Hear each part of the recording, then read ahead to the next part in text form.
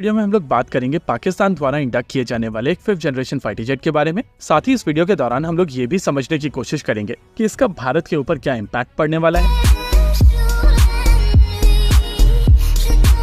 और एक्चुअली भारत के पास में क्या क्या ऑप्शंस है। पाकिस्तानी मीडिया के सौजन्य से एक खबर निकल कर आ रही है जहां पर कहा जा रहा है कि इस समय कुछ पाकिस्तानी पायलट्स चाइना में हैं और ये लोग इस समय वहां पर J-31 के ऊपर ट्रेनिंग कर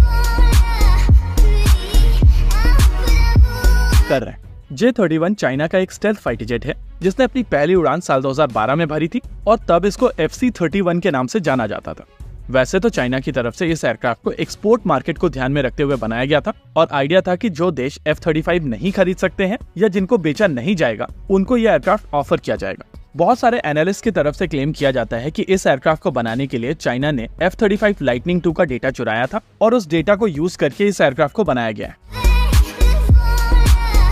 देखिए, एयरक्राफ्ट के बारे में आपको एक चीज समझनी पड़ेगी। अगर कोई देश किसी भी एयरक्राफ्ट को रिवर्स इंजीनियर कर सकता है तो थ्योरेटिकली उसके पास में इतना नो हाउ है कि वो अपना खुद का वैसा एयरक्राफ्ट बना सकता है। क्षमता, इन थ्योरी अगर आपके पास में किसी भी चीज को रिवर्स इंजीनियर करने के पैसे हैं, उसको टेस्ट करने की फैसिलिटी है और मास प्रोड्यूस करने की क्षमता है, तो आप आज नहीं तो कल बिना रिवर्स इंजीनियरिंग के उससे कम कीमत पर उस तरीके का सिस्टम बना सकते हैं। देखिए, इस पॉइंट ऑफ टाइम पर इस चीज की कोई भी गारंटी नहीं है कि ये F-35 जैसा दिखने वाला एयरक्राफ्ट F-35 जैसी कैपेबिलिटीज ऑफर करेगा या नहीं, बट नेवरदलेस चाइना की तरफ से इसको 5th generation fighter jet claim किया जाता है। और ये चीज आपको समझनी पड़ेगी कि अगर एनिमी की तरफ से कोई चीज क्लेम की जाती है तो आप अपनी प्रिपरेशन उसको सच मानकर करते हैं।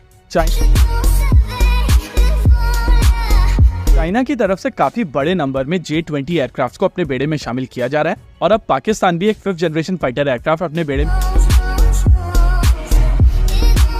वैसे इससे पहले पाकिस्तान की तरफ से J-10CE एयरक्राफ्ट अपने बेड़े में शामिल किया गया है और उस पॉइंट ऑफ टाइम पर कहा गया था कि पाकिस्तान की तरफ से ये प्रोक्योरमेंट भारत के 36 रफाल फाइटर जेट एक्विजिशन के हिसाब से किए गए हैं। बेसिकली पाकिस्तान की तरफ से भी 36 J-10CE एयरक्राफ्ट को अक्वायर किया गया है, जिसमें से 20 एयरक्राफ्ट उनको मिल चुके हैं और रिमेनिंग 16 एयरक्राफ्ट आने वाले कुछ समय में उनको डिलीवर कर दिए जाएंगे। लेकिन माना जा रहा है कि पाकिस्तान की तरफ से ये जो J-31 अक्वायर किए जा रहे हैं ये भारत के ऊपर एज हासिल करने की एक कोशिश है और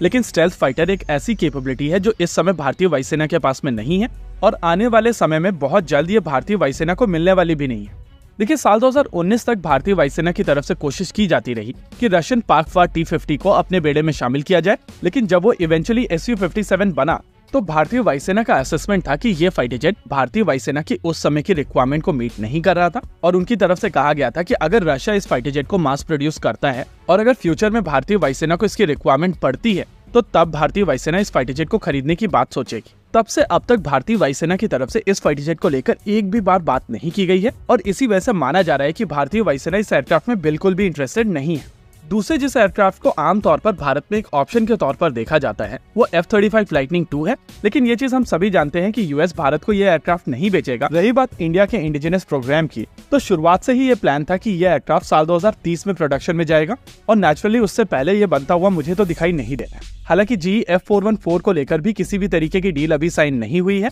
वहीं दूसरी ओर इंडिजिनस इंजन को लेकर रोड मैप तो बन गया है, लेकिन किसी भी तरीके की फॉर्मल डील साइन नहीं हुई है। यानी कि जैसे इनिशियली प्लान किया गया था कि साल 2030-32 में यह एयरक्राफ्ट प्रोडक्शन में जाएगा, उसके आसपास की ही टाइमलाइन यहाँ पर दिखाई दे रही है और इसको किसी भी तरीके से इमीडिएट ऑप्शन के तौर पर नहीं देखा जा सकता है। ओवरऑल पाकिस्तान के आने वाले ये नए एसेट्स एक तरीके से थ्रेट तो होंगे ही, लेकिन आमतौर पर जब भी भारत में हम लोग